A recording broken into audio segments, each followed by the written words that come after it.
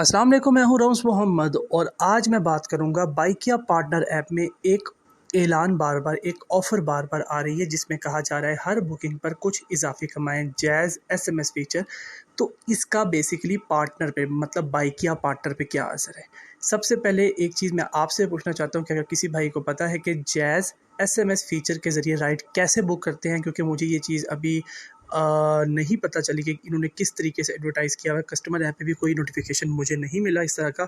तो अगर किसी भाई को पता है कि किस नंबर पर मैसेज करके बाइकिया बुलवाया जाता है, क्या तरीक़ाकार है, तो काइंडली आप वो चीज़ कमेंट सेक्शन में शेयर कर दीजिएगा। और बाकी डिस्क्रिप्शन ज़रूर विज़िट कीजिए। डिस्क्रिप्शन में रजिस्ट्रेशन वगैरह के लिहाज से अगर आप बात करना चाहते हैं, कोई सवाल है आपका, तो आप मुझसे सवाल पूछ सकते हैं। मज़ीद ये कि ए लिफ्ट की हायरिंग आजकल चल रही है, उसके लिहाज से अगर आप रजिस्ट्रेशन करवाना चाहते हैं, ए लिफ्ट की डिटेल लेना चाहते हैं, तो डिस्क्रिप्शन में मौजूद है व्हाट्सएप नंबर, आप व्हाट्सएप नंबर पे मुझसे रब्ता कर सकते हैं। जैज़ एसएमएस फ़ीचर आप बताएंगे कि कस्टमर ने कैसे बुक करना है, लेकिन पार्टनर पर इसका क्या असर है ये मैं बताने लगा हूँ। उम्मीद करता हूँ ये आपको फ़ायदा पहुँचाएगी ये बात। कंपनी का कहना ये है कि कुछ इजाफ़ी कमाएँ, हर बुकिंग पर कुछ इजाफ़ी कमाएँ। ये कुछ कितना है? ये कुछ है 10 रुपये। ठीक हो गया। मतलब बुनियादी किराया नॉर्मल राइड का अगर 30 रुपीज़ है तो इसका 40 रुपीज़ है।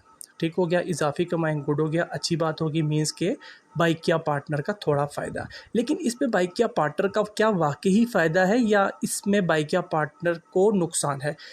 मेरी नज़र में इसमें बाइकिया पार्टनर को नुकसान है, और उसका रीज़न ये है कि जब आपको ये बुकिंग आइकन आपको दिखाई दे रहा है कि एक छोटा सा टावर बना जिसमें से सिग्नल्स आउट हो रहे हैं, तो इस टावर की राइड जब आप पिक करेंगे लोडर बोर्ड से, तो ये राइड होगी जैज़ एसएमएस फीचर। मीन्स कि किसी कस्टमर ने एसएमएस के थ्रू ये राइड बुक की। अब आप खुद बताइए कि जब एक बंदा एप्लीकेशन के थ्रू राइड बुक करता है तो उसकी लोकेशन का इतना मसला आता है, तो इसमें तो ये लोग खुद मेंशन कर रहे हैं कि जैज़ एसएमएस फीचर के ज़रिए लोकेशन जो सी है आपने क्या करना है, कस्टमर को कॉल करके उसकी लोकेशन पूछनी है। मीन्स अगर आप किसी ऐसी जगह, मैं बहुत दफ़ा ऐसी जगह पे खड़ा होता हूँ जहाँ पे मुझे लोकेशन का नहीं पता होता, लेकिन राइड आती है और लोकेशन सही हो तो हम लोकेशन फॉलो करके पिक कर लेते हैं।